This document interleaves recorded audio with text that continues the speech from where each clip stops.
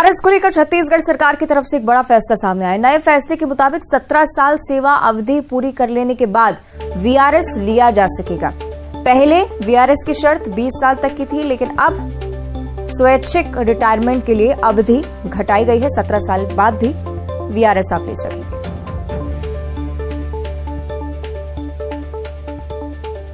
तो छत्तीसगढ़ सरकार का कर्मचारियों के हित में ये एक बड़ा फैसला, वीआरएस की अवधि घटाई गई है।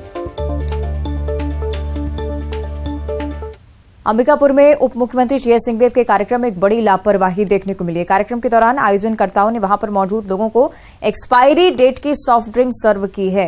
इसे लेकर उप मुख्यमंत्री और स्वास्थ्य मंत्री ने कार्रवाई के संकेत दे दिए हैं। आपको ये भी बताएं कि food and safety department Singhdeo के विभाग के अंदर ही आता है और आयोजनकर्ता रेड क्रॉस सोसाइटी ने लोगों को एक्सपायरी डेट की सॉफ्ट ड्रिंक सर्व की। जैसे ही संज्ञान में मामला आया, टीएस सिंहदेव की तरफ से जांच को लेकर आदेश जारी हुए।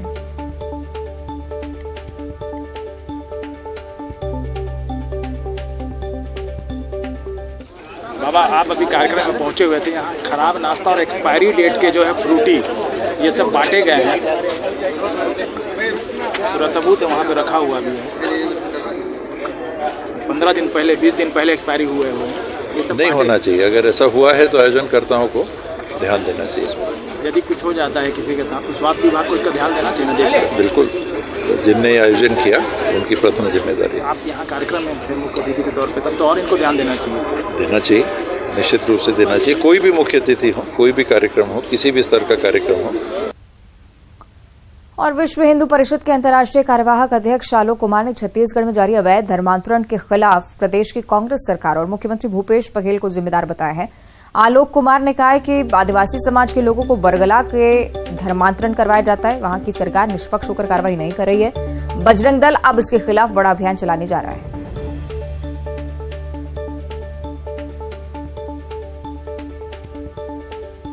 कार्यकारी अध्यक्ष आलोक कुमार जी, सर, छत्तीसगढ़ में लगातार अवैध धर्मांतरण बढ़ता जा रहा है, क्या कहेंगे?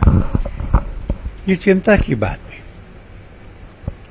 और ये अवैध धर्मांतरण लालच से होता है।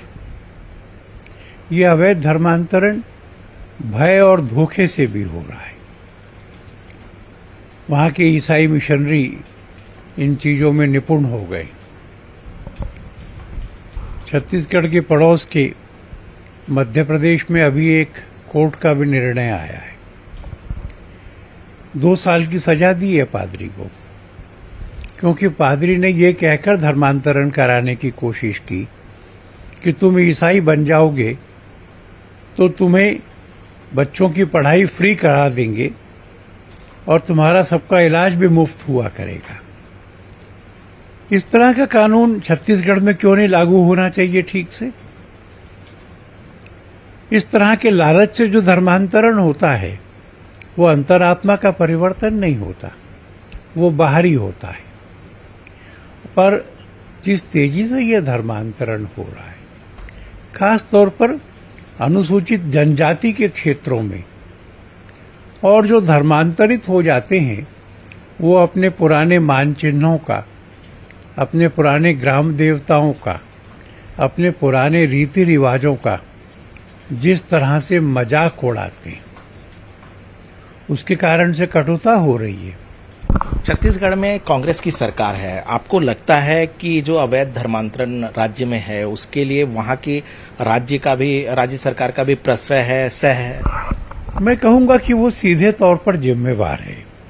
जब तनाव होता है तो वो उनके साथ खड़ी होती है। इसलिए मैं मानूंगा कि भूपेश बघेल साहब की सरकार अवैध धर्मांतरण के लिए लापरवाह और गैर जिम्मेवार है।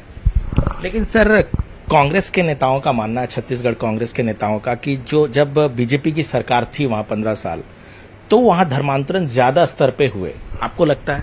मैं इस बहस में नहीं पड़ना चाहता।